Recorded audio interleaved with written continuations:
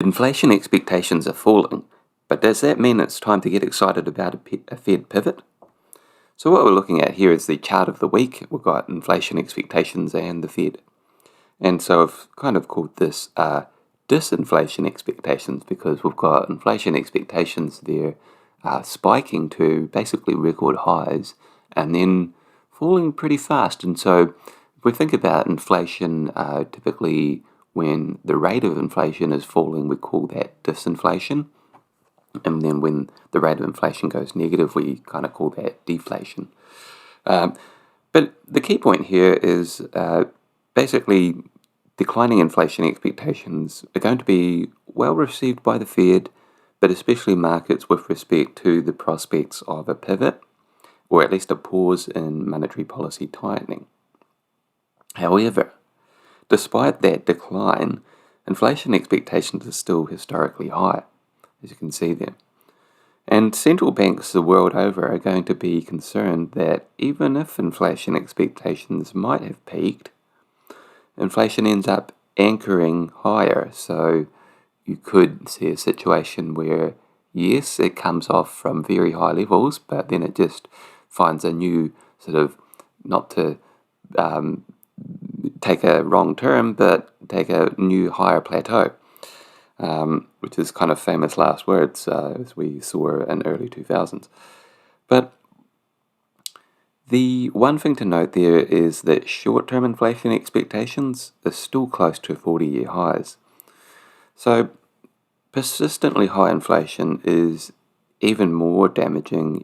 Some people might say that the central bank credibility is already completely damaged, but persistently high inflation is damaging to central bank credibility, and so they will want to know that inflation is well and truly crushed before making any moves to pivot, despite a seemingly growing chorus begging for that to be so. History has shown us that pivoting too early can lead to resurgent inflation, which might have initially been thought to be on the decline. And that was the case in the 1970s.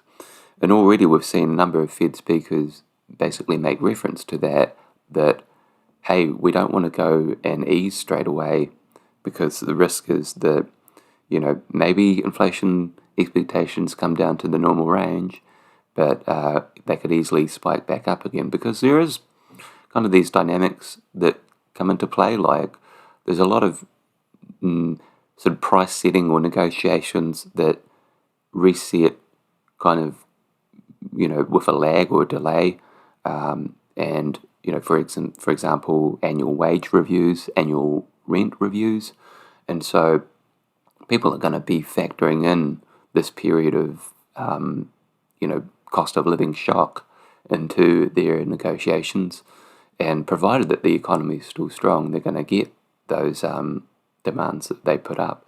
Obviously, if the economy is not strong, then it's a bit harder to go in and ask for, a hefty pay rise or a hefty rent rise for landlords, So pretty much to sum up, it's basically promise of a pause or pivot possibilities, and it's the answer is patience, please.